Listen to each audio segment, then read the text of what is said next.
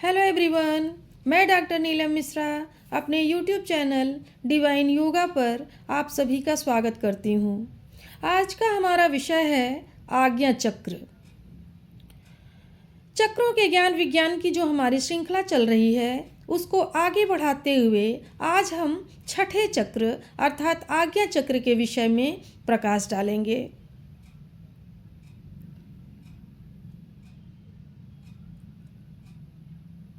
आज के इस क्लास में हम यह समझने का प्रयास करेंगे कि आज्ञा चक्र क्या है, इसकी विशेषताएं क्या हैं, इसका स्थान क्या है, इसका आकार क्या है, इसका शाब्दिक अर्थ क्या है, इसके बीज मंत्र, देवता, गुण, लोक, इंद्रिय इत्यादि के विषय में समझने का प्रयास करेंगे। तत्पश्चात यह जानने का प्रयास करेंगे कि आज्ञा चक्र के शोधन, संतुलन एवं जागरण का फल क्या होता है और इसके विकारग्रस्त होने पर कौन कौन सी समस्याएं, कौन कौन सी परेशानियां उत्पन्न हो जाती हैं। अंत में हम यह समझने का प्रयास करेंगे कि आज्ञा चक्र के शोधन, संतुलन एवं जागरण हेतु कौन कौन सी यौगिक साधनाएं बताई गई हैं।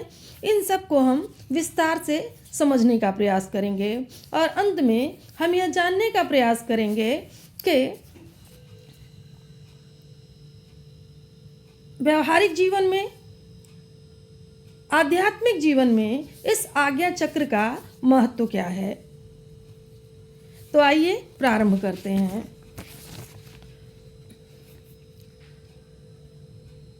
आज्ञा चक्र सूक्ष्म शरीर में विद्यमान सप्त चक्रों में छठा चक्र है, जो कि दिव्य दृष्टि, दिव्य ज्ञान एवं दिव्य अनुभव का प्रतीक है। इसे थर्ड आई या तीसरा नेत्र, छठी इंद्रिय, गुरु चक्र, मास्टर चक्र, अचेतन मन इत्यादि नामों से जाना जाता है। यह चक्र स्पष्टता एवं बुद्धि का केंद्र है। यह मानव एवं दैवी चेतना के मध्य की सीमा का निर्धारण करता है। आज्ञा चक्र इड़ा, पिंगला एवं सुषुम्ना का मिलन बिंदु है। जब इन तीनों मुख्य नाड़ियों की ऊर्जा आज्ञा चक्र में मिलकर एक साथ आगे बढ़ती हैं अर्थात ऊपर उठती हैं, तब समाधि अर्थात सर्वोच्च चेतना की प्राप्ति होती है। इसीलिए इसे चक्रों का राजा भी कहा जाता है। आज्ञा चक्र आध्यात्मिक जागरूकता का केंद्र है। इस चक्र को दो दल वाले श्वेत कमल के रूप में दर्शाया गया है, जिसका तात्पर्य है कि चेतना के विकास की इस अवस्था को प्राप्त कर लेने पर केवल दो ही तत्व शेष रह जाते हैं, आत्मा और परमात्मा। सामान्यतः मनुष्य अपने मस्तिष्क की 8 से 13 या 10 से 15% शक्तियों का ही उपयोग कर पाता है, लेकिन आज्ञा चक्र के जागृत होने पर मस्तिष्क की संपूर्ण शक्तियों का उपयोग संभव हो जाता है। ऐसा वैज्ञानिक शोधों में दर्शाया गया है। आधुनिक शरीर विज्ञान के दृष्टिकोण से आज्ञा चक्र को पीनियल ग्रंथि तथा मेलाटोनिन हार्मोन से जोड़ा जाता है, जो कि नींद एवं मानसिक स्थिति को प्रभावित करते हैं। आज्ञा चक्र मन एवं बुद्धि का मिलन बिंदु है। कुंडलिनी शक्ति एवं मानवीय चेतना के विकास की इस अवस्था में सभी द्वंद्वों, सभी क्लेशों एवं सभी प्रकार की वृत्तियों का शमन हो जाता है और साधक बौद्धिक रूप से संपन्न, संवेदनशील और तीक्ष्ण बुद्धि वाला बन जाता है। उसे बौद्धिक सिद्धियां प्राप्त हो जाती हैं और उन सिद्धियों के पश्चात उसमें स्थिरता एवं शांति आती है। सुषुम्ना मार्ग से ऊपर उठती हुई कुंडलिनी शक्ति या ऊर्जा का अनुभव साधक को आज्ञा चक्र में ही होता है। इससे पहले इस शक्ति का अनुभव साधक को नहीं हो पाता। योगाभ्यास एवं श्रेष्ठ गुरु के मार्गदर्शन से साधक कुंडलिनी का प्रवेश आज्ञा चक्र में करा पाने में समर्थ हो जाता है और तत्पश्चात सहस्रार में पहुंचकर दिव्य ज्ञान एवं मोक्ष प्राप्त करता है। दूसरे शब्दों में हम कह सकते हैं कि साधना के माध्यम से जो साधक अपने मन को आज्ञा चक्र रूपी त्रिवेणी में स्नान कराता है, अर्थात मन के समन हेतु आज्ञा चक्र में ध्यान करता है, उसके सभी पाप नष्ट हो जाते हैं और वह समाधि की योग्यता प्राप्त कर लेता है। आज्ञा चक्र के विषय में सामान्य जानकारी प्राप्त कर लेने के पश्चात अब हम इसके शाब्दिक अर्थ पर प्रकाश डालते हैं। आज्ञा शब्द संस्कृत के आ उपसर्ग एवं ज्ञा धातु से मिलकर बना है, जिसका अर्थ है आदेश, निर्देश या अनुमति, जिसे परमिशन या ऑर्डर भी कहा जाता है। सामान्य रूप से भी आज्ञा को आदेश या निर्देश के अर्थ में ही प्रयोग किया जाता है। इसीलिए आज्ञा चक्र को आदेश का केंद्र माना जाता है, क्योंकि इसी केंद्र से हमें आदेश एवं मार्गदर्शन प्राप्त होता है। यह चक्र चित्त और अंतर्ज्ञान से जुड़ा है और हमारे सभी वृत्तियों को नियंत्रित करता है।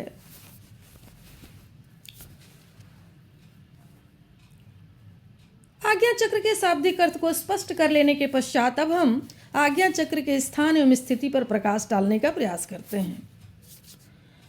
आज्ञा चक्र का स्थान मस्तक के मध्य दोनों भौहों के बीच थोड़ा ऊपर अर्थात तिलक स्थान पर, जहाँ तिलक लगाया जाता है उस स्थान पर बताया गया है।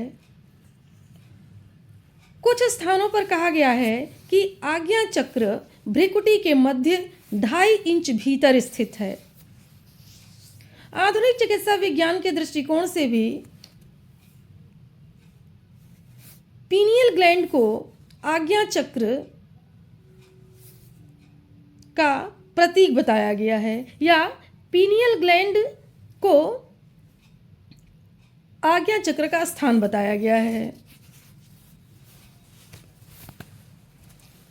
आज्ञा चक्र के स्थान एवं स्थिति को स्पष्ट कर लेने के पश्चात अब हम इसके प्रतीक एवं आकार पर प्रकाश डालने का प्रयास करते हैं। आज्ञा चक्र का आकार द्विदल वाले श्वेत प्रकाश से युक्त कमल के समान बताया गया है, जिसके 2 दल आत्मा और परमात्मा का प्रतीक हैं।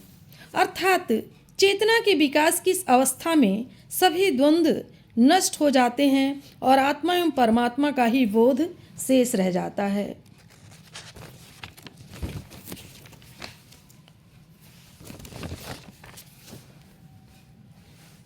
आज्ञा चक्र के प्रतीक एवं आकार को स्पष्ट कर लेने के पश्चात अब हम इस चक्र के बीज मंत्र, देवता, देवी, रंग, लोक, इंद्रिय, नाड़ी, ग्रंथि, गुण, तत्व इत्यादि के विषय में प्रकाश डालने का प्रयास करते हैं। आज्ञा चक्र का बीज मंत्र ओम। ओम है। देवता शिव, देवी हाकिनी, रंग श्वेत या गहरा नीला, लोक तपह लोक, इंद्रिय मन या बुद्धि, नाड़ी इड़ा पिंगला एवं सुषुम्ना, गुण एकता और शून्यता, तत्व मन और सूक्ष्म अनुपत तत्व तथा ग्रंथि पीनियल ग्रंथि को बताया गया है।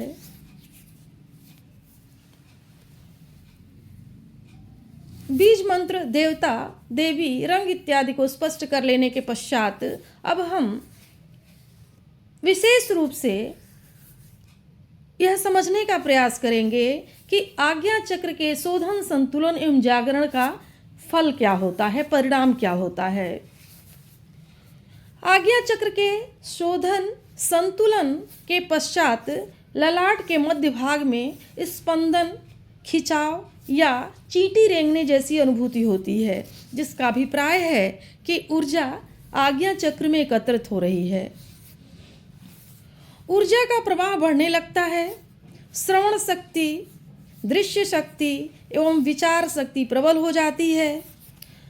साधक में संवेदनशीलता बढ़ जाती है। विचार स्पष्ट एवं सुसंगत हो जाते हैं। निर्णय क्षमता बढ़ जाती है। स्वप्न अधिक स्पष्ट एवं जीवंत होने लगते हैं। आध्यात्मिक जागरूकता बढ़ती है। गूढ़ रहस्यों का ज्ञान होने लगता है। पूर्वाभास की शक्ति प्राप्त हो जाती है। अलौकिक शक्तियों का जागरण होता है। अंतरात्मा की आवाज़ सुनाई देने लगती है। विचारों में दृढ़ता, स्वभाव में निर्भीकता तथा आंखों में चमक एवं चेहरे पर तेज बढ़ जाता है। साधक का आज्ञा चक्र जागृत होने पर दूसरे के मन की बात जान लेने की योग्यता प्राप्त हो जाती है। साधक त्रिकालदर्शी हो जाता है। साधक को अपने अंदर ही ओम का दिव्य नाद सुनाई देने लगता है और दिव्य आनंद की प्राप्ति होती है। इस चक्र के जागरण के परिणाम स्वरूप ज्योतिष विद्या, हस्तरेखा विद्या, रेकी विद्या, टेलीपैथी अर्थात दूर संवेदन, प्रार्थना या मानसिक शक्ति द्वारा इलाज करने की शक्ति, किसी वस्तु या व्यक्ति को स्पर्श कर उसके भूत, भविष्य एवं वर्तमान के बारे में जानने की शक्ति प्राप्त हो जाती है। आधुनिक चिकित्सा विज्ञान की दृष्टि से आज्ञा चक्र सक्रिय होने पर पीनियल, पिट्यूटरी एवं हाइपोथैलेमस ग्रंथि सक्रिय हो जाती है, जिससे मन की सक्रियता बढ़ती है। स्वप्न क्रिया, श्वसन क्रिया सुचारू होती है। अस्थि मज्जा से जुड़े रोगों से मुक्ति मिलती है। अंतःस्रावी ग्रंथियां संतुलित होती हैं तथा इस चक्र के जागरण से बाईं आंख एवं बायां कान अधिक ऊर्जावान बनता है।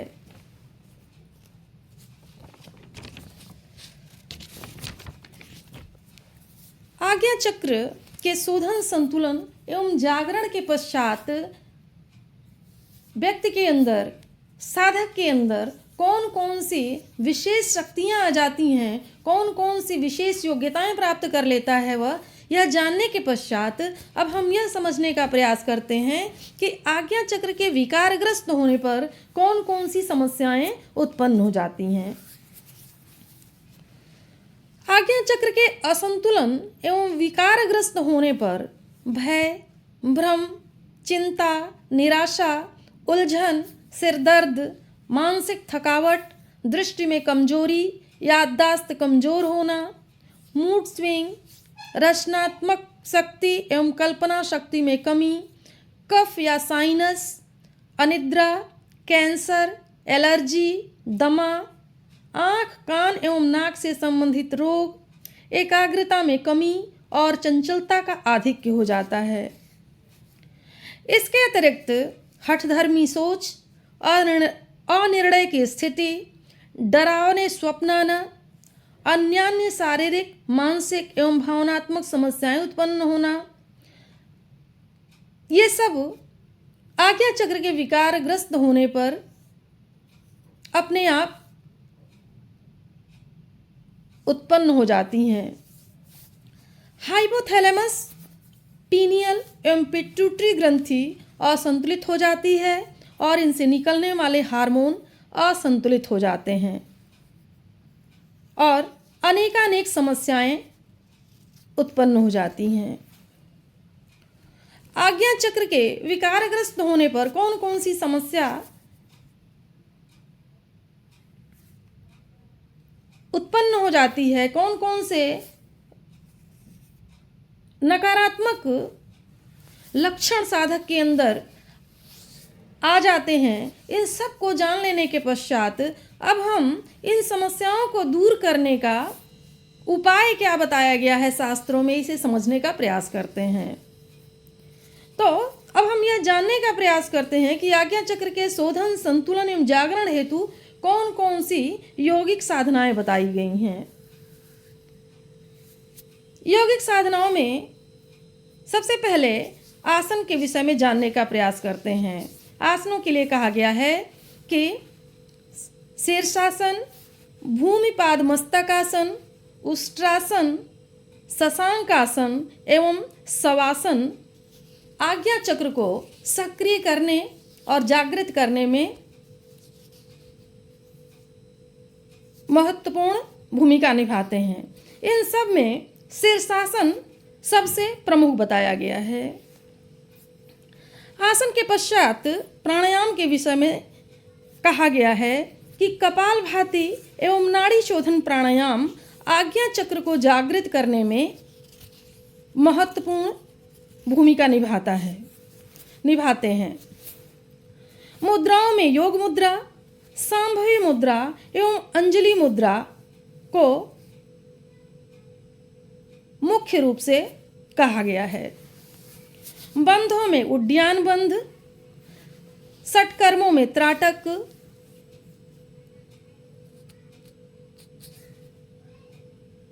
को आज्ञा चक्र के जागरण में विशेष सहायक बताया गया है। अर्थात त्राटक के माध्यम से साधक अपनी एकाग्रता को बढ़ा करके आज्ञा चक्र को सक्रिय करने में, आज्ञा चक्र को जागृत करने में सफलता प्राप्त कर सकता है। इसलिए त्राटक को आज्ञा चक्र के जागरण में विशेष सहायक माना गया है।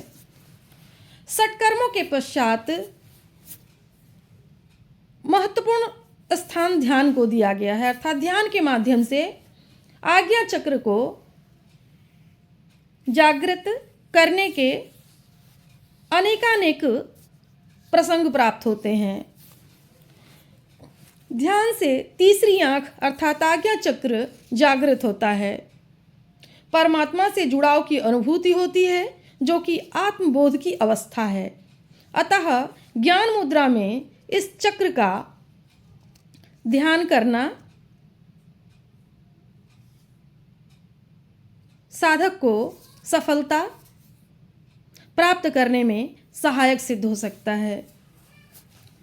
ध्यान के पश्चात जप के विषय में कहा गया है कि ओम मंत्र का नियमित जप भी आज्ञा चक्र के जागरण में सहायक है।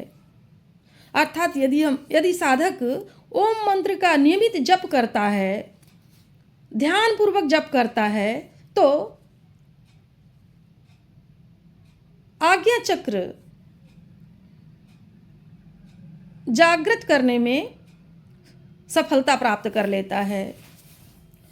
उपरोक्त सभी यौगिक साधनाओं के पश्चात कहा गया है कि संतुलित जीवन, स्वच्छ एवं संतुलित भोजन और संतुलित दिनचर्या आज्ञा चक्र के शोधन, संतुलन एवं जागरण में सहायक सिद्ध होते हैं। इस प्रकार यह एक विशेष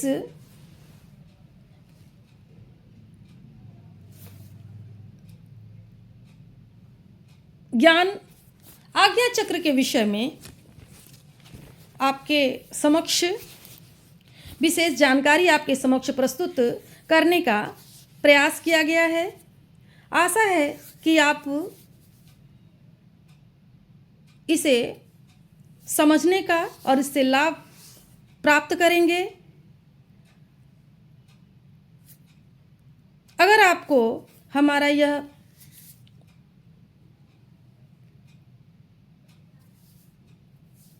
यह प्रस्तुति अगर आपको अच्छी लगती है तो अपने कमेंट्स के माध्यम से